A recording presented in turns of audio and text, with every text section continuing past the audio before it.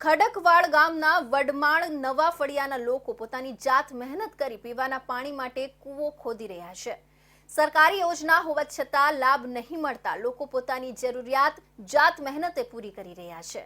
કપરાડા તાલુકાના ખડકાવાડ ગામના વડમાળ નવા ફળિયું 32 ઘરો અને 200 લોકોની વસ્તી ધરાવે છે। આ ફળિયાના લોકો જાત મહેનત કરી પીવાના પાણી માટે કૂવો ખોદી રહ્યા છે। આ કામમાં ગામના દરેક પરિવારમાંથી લોકોએ બહાર નીકળી પોતાની ભાવના સાથે મન દઈને કામ કરી રહ્યા છે। આ કાર્યમાં કોઈ પણ સંસ્થા કે અન્ય કોઈના આર્થિક સહયોગ કે કોઈ પણ નાના ભંડોળ પણ તેઓને ઉપલબ્ધ નથી। માત્ર પોતપોતાના ઘરેથી ટીકમ પાવડા જેવા સાધનો લઈને સવારથી જ કામ કરવા ઉમટી પડે છે અને એક જ લક્ષ્ય સાથે તેઓ કામ કરી રહ્યા છે।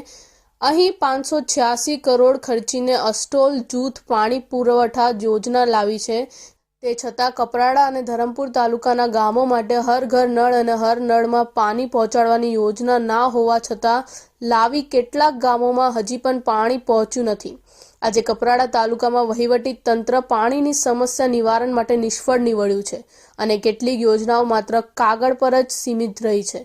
આ સમસ્યાના સમાધાન માટે એનજીઓએ કામ સોંપવામાં આવતા તેઓ પણ વેઠ ઉતારી જતા હોવાની વિગત સ્થાનિકોએ જણાવી છે।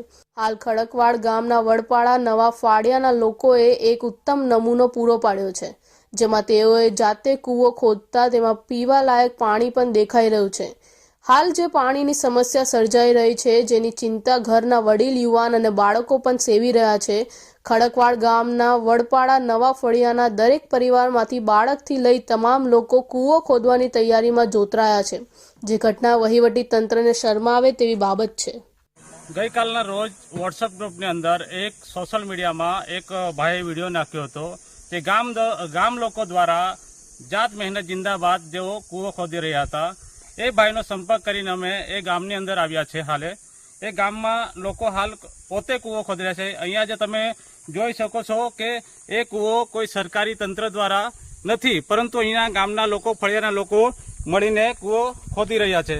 હાલ આપની સાથે એક ભાઈ છે, એમની સાથે વાત કરીશું। ભાઈ, આ કૂવો ખોદી રહ્યા છો, શું કહેશો?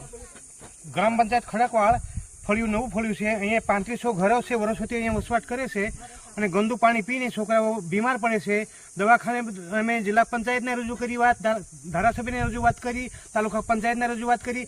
રસ્તો ને આ પાણીની એટલી બધી સમસ્યા અમે અનુભવી વેઠી રહ્યા છે કે અમારા છોકરાઓ બીમાર પડે છે અને આ ધર્મસંકટને કારણે અમને કોઈ ધ્યાન નથી આપતું। સરપંચ લોકો છે ને, સરપંચ ચૂંટાય, મતને સમય પર આવે, કાલાવાલા કરે અને અમે છે ને મત નાખવા માટે જઈએ છીએ અને સરપંચને આ વાત છે ને, આ સમસ્યા રજૂ કરવા જઈએ તો સરપંચ કહે કે હવે આવે છે પછી તમને ઉતારી આપીશું, પાઇપલાઇન કરી આપીશું। આવું ફોસલાવીને છે ને અમને છે આજના દિવસ સુધી છે ને ગોળ ફરાવીને અમને છે ને ગુલામ બનાવી નાખ્યા છે। આનો રસ્તો છે ને કોઈને કોઈ અમને ધ્યાન આપે તો અમને બહુ મોટી છે ને અમારી સમસ્યા દૂર થાય છે।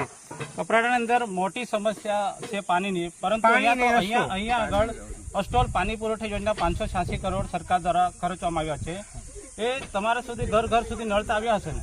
નળ આવ્યા છે, પણ એક દિવસ છે ને એ લોકો છે ને પાણી પુરવઠા માટે ધ્યાન આપવાવાળા છોકરાઓ કોને રાખ્યા છે તો અમને આજુથી એ લોકો જોડે અમારી પહેચાન નથી થઈ અને એક દિવસ પાણી આવ્યું અને પછી છે ને હવે કાયમ માટે આવશે આમ કરીને છે ને આજ સુધી પાણી આવ્યું નથી। આજ સુધી એ ટાંકો છે ને સુકાઈ ગયો છે। આપણી સાથે બીજા ભાઈ છે। ભાઈ, આ ગામ કયું છે અને તમે કૂવો ખોદી રહ્યા છો? કોના દ્વારા આ કૂવો ખોદવામાં આવી રહ્યો છે? મારું નામ રામદાસભાઈ એસ ફડવાળ, ગામ ખડકવાડ। અમે પાણીની સમસ્યા છે તો સરપંચ સાહેબને રજૂઆત કરી।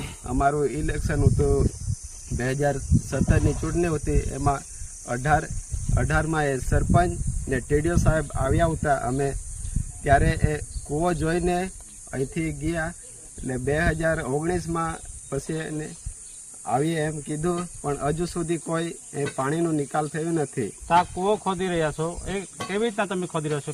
કેટલા લોકોથી એને કેવી રીતના કરી રહ્યા છો? અમે આ 35 જેટલા ઘરો, 200ની ઉપર વસ્તી ધરાવે છે। આ પાણી મતલબમાં પાણી અત્યારે તમે પાણી ક્યાંથી લાવો છો? ખરાબમાંથી અમારી પેલો વિહીર છે, એમાંથી અમે દેગડો ભરીને લાવીએ। આ 4-5 વાગે ઉઠે, પછી લાઈન પર રહે, ત્યારથી લાવે। આ છે અહીંના ગામના લોકો એ જ કહી રહ્યા છે કે અહીંયા તંત્રને અને રાજકીય નેતાઓને અનેકવાર રજૂઆત કરી છતાં પણ અહીં એ લોકોની જે સુવિધા મળી છે તે કૂવાની માંગ હતી, કૂવાની માંગ હજુ પૂર્ણ નથી કરી, જેથી ગામના લોકો કે જાત મહેનત જિંદાબાદ ગામના લોકો ઢગ થઈને એ લોકો ભેગા મળીને હાલે કૂવો ખોદી રહ્યા છે.